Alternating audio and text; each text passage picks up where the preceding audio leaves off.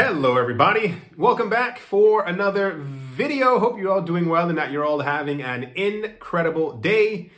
To start things off, today we're going to be talking about something that's quite interesting. I saw a couple of people asking me in a couple of comment sections what were some of my worst financial mistakes. I'm here to tell you it's not all rainbows and sunshine and flowers. A lot of people think that the path to prosperity, richness, making money is kind of this clear shot up. If you've ever been investing before, you know that is the biggest lie in the entire world. There are tons of ups and downs, and there are tons of moments and situations that you get yourself into that you kind of wish that you hadn't gotten yourself into because they end up being completely insane. So I'm going to tell you off the top of my head, like some of the stuff that I was actually able to think of. I'm sure there were a few others I must have pushed further into the back of my mind just to not remember anymore. The first one, and I mentioned this in the other channel years ago. In 2017, I was scouring the internet for studio flats. I like the idea of owning studio flats simply because I had read somewhere before, and this is actually true. As the years go on, studios and smaller studios would become very popular as everyone needs a place to live, and therefore as cities can't usually build higher, studios would become a very big thing. I think studios and 2 bedrooms or something like that. And the point is, I found a studio. I won't tell you where, just because, but it was incredibly inexpensive. And I could actually care less if you don't believe me. It was in a city next to a city. So this city was kind of like a very well-known city, but it was kind of next to it. If you took a train or a tram into it, it would take about a good 25 minutes to get into it. It was pretty okay for a student. I acquired it for 10,000 euros. No, that sounds insane, but it's actually true. And the great part was that it was already rented out. I think it was rented out for maybe 280, 310 per month, which doesn't sound like a lot, but for a place you buy for 10,000, sure, I'll definitely do it. Closing costs also weren't that expensive, yada, yada, yada. The mistake was, now everything sounds good thus far. There's a really weird crow staring at me. The mistake was, for those of you who heard the year I said at the very beginning, it was 2017. If you watch my other channel, you know why that year is very significant. I was hastily buying other assets because I had become fatigued with the cryptocurrency market. And then I realized at the end of the year that 10,000 euros could have been put into not only Bitcoin, it could have been XRP or Ethereum. And let me see, 10, 1, 2, 150. If I had put it into XRP, I would have, no way.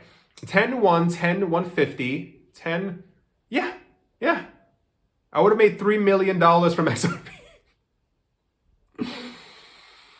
I would have, $1,000 would get you around 150,000 XRP at the beginning of the year. 10 times 10,000, that's 1.5 XRP at $3 per XRP. Am I mistaken? No, it's even more. It's like $5 million. The point is, this is why you may have noticed why I focus very heavily on crypto. Because I see the potential for the gains because of past mistakes and just because of mathematics. Same exact thing with Bitcoin. If it was 110, I would have made $200,000. 10,000 into Bitcoin at the beginning of 2017 would have made 200,000. So that was probably one of the, I don't want to say one of the larger ones, but it was definitely, I mean, looking back at it right now, the fact that I could have made around $3 to $5 million, it's kind of a punch in the gut. So that's one of the worst financial mistakes. The other one is, this one is 2012 or something like that. I got a flat. It was around $38,000, euros. I was excited because I had gotten a deal. And I knew that I had gotten a deal But there was a reason why I got the deal. So when I was done with it, I was told, even before this, I was told that work had to be done on the encompassing area. And I'm like, that's totally fine, whatever, blah, blah, blah, blah. This place was also rented out, but I kind of didn't mind. It was everything I buy is for a long-term hold. What happened is that had I paid attention and, to everything that was going on, what happened was that the entire building needed to be redone. So the reason why it was being sold at such an affordable price is because the person who was selling the flat did not themselves have the money to be able to pay all the stuff. Because when you buy a flat, when you buy a condo, whatever, and there's repairs being redone, yeah, you have to allocate a portion of that money comes from you as well, because you are essentially a partial owner of said building. Little did I know, I started getting in the mail letters saying, hey, we need $300 for you for the fixing of this. This is your portion because it was a studio. You need to pay $300 and this is your portion. And they would give me the breakdown for other people. There were other people in the building who had to pay $1,500, $3,000 because they own multiple flats and stuff like that. And I was like, that's fine. $300's okay. The next week, got another letter. You have to pay $480. I'm like, that's fine. Okay. Third letter said I had to pay $1,500. Fourth letter said I had to pay $800. Next letter, maybe like $150. By I think the 11th or 12th letter, I was like, okay, this is okay, because it was chopping into the money that I had set aside for other studios and other assets and things that I had wanted to purchase. And then eventually at some point, I had a stack of papers. I'm not half joking, about this big after the course of 2-3 months. And I went back to the real estate agent and I said, hey, how are you? Next question. What the hell's all this? And she was like, and she flipped through everything. And she said, this doesn't seem normal. And I was like, yeah, not really, no. So she was like, what do you want to do? And I was like, I don't know. I was like, I'm not really in the mood to pay another $5,000 for little repairs and stuff like that. And, losing out on more money. The mistake comes in is that at this point, 2012, I hope I've learned more. I told her to sell it. I was like, I don't want to keep getting letters like this. I don't like it. I don't want it. I sold the place. The mistake is that area was popular, became more popular, and is now one of the coolest parts of the city. So I originally paid $38,000 for it. It's at least worth easily $130 to $150. Easily. Also, side note, I walked by that building multiple times where they were talking about they were doing all the renovations. It looks exactly the same. So I don't know where that money was going. I don't know if simply the stairwell, the inner courtyard was being redone. I'm not exactly sure what, but yeah, it still looks exactly the same. And all I know is that, I don't know. I don't want to say it haunts me, but it's definitely one of those, like, this was a definite mistake getting rid of that place. Not only that, because rent also in that area has also gone up, and it would have been a nice thing to have in my portfolio. I think I got another place with that, but yeah, I mean, what have you. The third mistake, and I tell you this as not only a word of caution, but as a word of, if you know you shouldn't be listening to someone, don't listen to them. I had in my property in Paris, it was a one bedroom, doesn't matter. The point is, I rented out the living room as its own little space. Knew somebody who needed to have a place to lay their head. I said, by all means. It was also pretty okay because they were also paying rent. So, what happened was that eventually, if you've never been to Paris before, Paris is quite minuscule in many ways. The bathroom wasn't gigantic. You only have about 2 things to do inside of a bathroom, so it doesn't have to be this mega luxurious place, at least to me. This person told me, you should renovate your bathroom, and I didn't want to renovate it because I knew it was already okay. You should renovate your bathroom. Have you thought about renovating your bathroom? The 8th time, I was like, okay, let's do it. I got in contact with the company who sold me the place. They told me that these people knew what they were doing. I can't even tell you half the stories because I don't think they're family friendly. I'm not half joking. Some of the stuff was just completely out of there. I opened the bathroom. They had closed the bathroom door. I opened the bathroom door.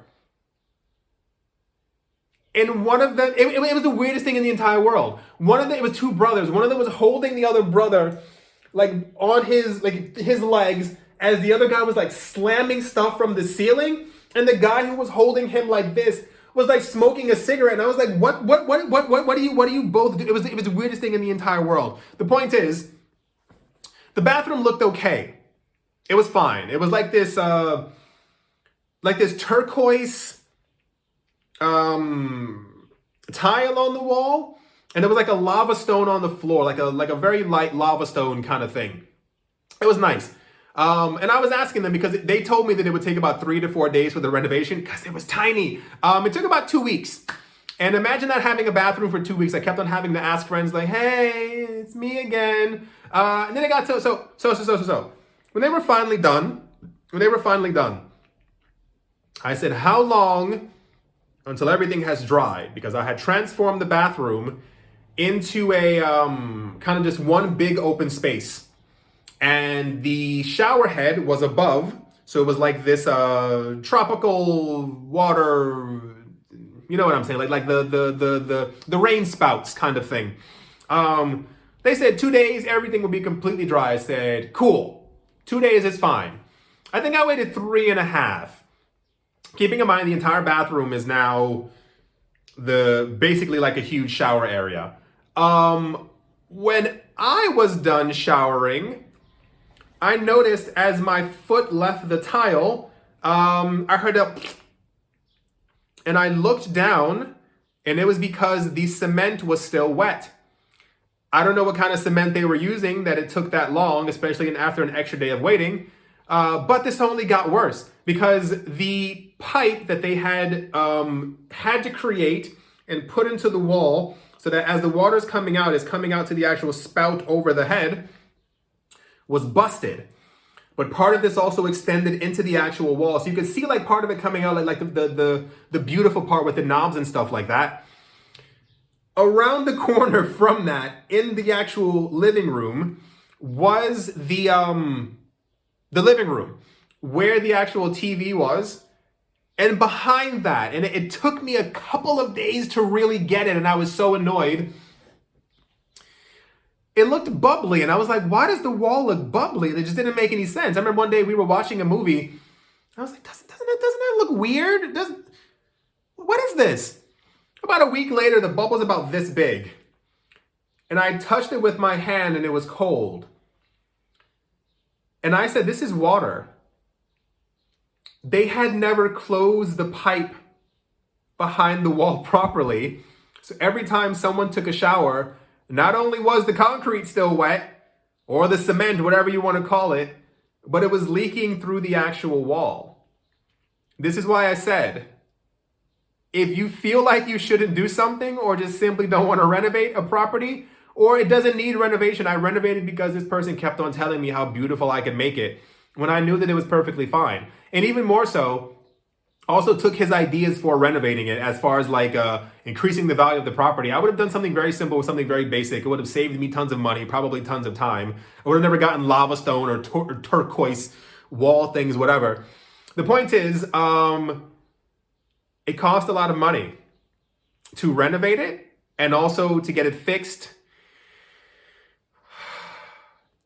It was a very annoying time. So, I think it's usually best to use your own judgment if you feel like not doing something when it comes to renovating or anything in particular in your life. Just don't do it.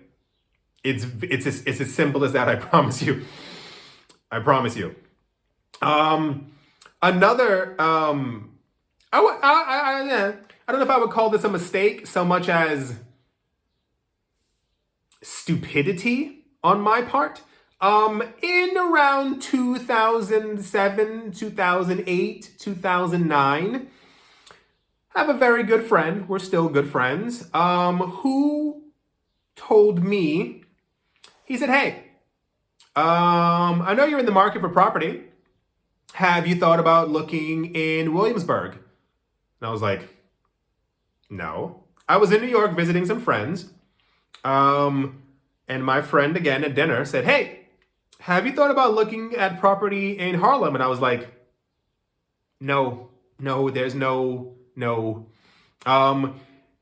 If these words sound familiar to you, especially Williamsburg and maybe even Harlem, these are very popular, very becoming more pricey areas in New York City. I thought years ago, once again, this is why I don't cut myself, or rather I give myself slack on this one. 2007, 8, and 9. I don't remember the exact time frame. Not many people were looking at Williamsburg, which I had. Not many people were looking at Harlem. I will never forget, you were able to buy a property in Harlem because he kept on trying to arrange meetings for these places. And I was like, no, yeah. You could buy a studio flat in Harlem for around $35,000. These places are at least $250,000 right now. And that's, what is that, 12, 13 years later? My idea was, I had only heard negative things about it. My friend knows about real estate, but why would I listen to him? I have no interest in what this professional has to say. Williamsburg, I've never even been to Williamsburg. I've never heard of a Williamsburg. Why would I even think of buying property there? And I can only imagine, I don't let my think of what the property prices would have been in Williamsburg in 2007, 8, and 9. It helps me to sleep better. The point is, yeah, these were, I wouldn't call these, they're mistakes, but they're also just based off of young investor stupidity. Because, yeah, man, I mean, like, it's really this, like, I hope that what I tell you helps you on your future journey. Always make sure to do your own research. That's not even half a joke, because if I had looked between the lines, read a bit further and done my own research, this is why I keep stressing it, it's because I probably would have had multiple properties in Harlem and or Williamsburg and other places. Another mistake is around 2009, I was with my real estate agent looking for another studio in Paris. She showed me a place, and the moment she opened the door, I didn't want to scream at her, but it was kind of like a what are you thinking kind of thing. For those of you who live in Paris, this will make sense to you. She showed me a place in the first district. It was next to Les Halles. It was actually, so if you have been to, I mean, why am I giving specifics? In Les Halles, where the actual fountain is, there's a whole bunch of buildings and flats around there. I have to sneeze. I think it's gone. In Les Halles, go away. Across the street from it, there's a building there. I mean, it's very prominent. For those of you who don't know, it's the very center of the city. Imagine living in the very center of Los Angeles, or the very center of Paris, or the very center of New York. She showed me a flat that was, I think it was 11 meters squared.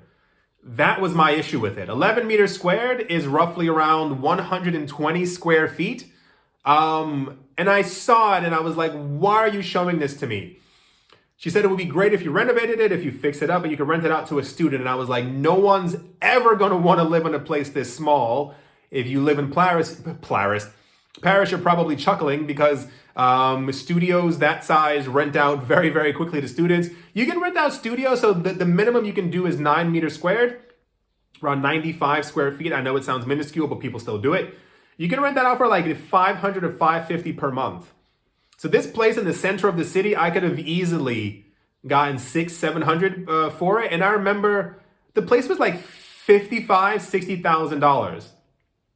And I was like, no, I mean, it needed work. Not like a tremendous amount of work, but it clearly needed some type of like fixing up. That place is probably easily $150,000-$160,000. So, I mean, I think a lot of my mistakes also come from the fact that like I tell myself like what the future or current price of these places are. And it's kind of like, oh, a letdown. But I've had many experiences when it came to, especially years ago. This is why I think I'm more diligent now. And I'm more like kind of on the ball, because I I don't want to miss opportunities, as they are called. But that was definitely one that I should have gotten. And I guess the major mistake, if you watch my other channel, you know what it is. I made fun of my friend who told me about Bitcoin when it was $1. I remember watching stuff on the news when Bitcoin was around $2 to $3. I paid no mind to it. Around the time Bitcoin was, no, not even 100. When it was still less than that, I just didn't pay attention to it. I had many signs from the universe telling me to buy Bitcoin.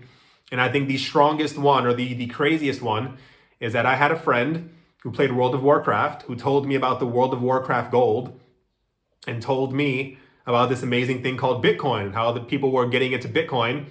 And I thought he was insane. Why would anyone want digital money? I have cash right here. Cash is king, right? I try not to think about it. I mean, at least I didn't buy them and then sell them. At least I'm not the pizza guy. That would hurt even more. But yeah, I definitely had at least 3 or 4 opportunities to buy Bitcoin when it was less than $100. Multiple. So that is definitely, if nothing else, mathematically, that's my greatest financial mistake.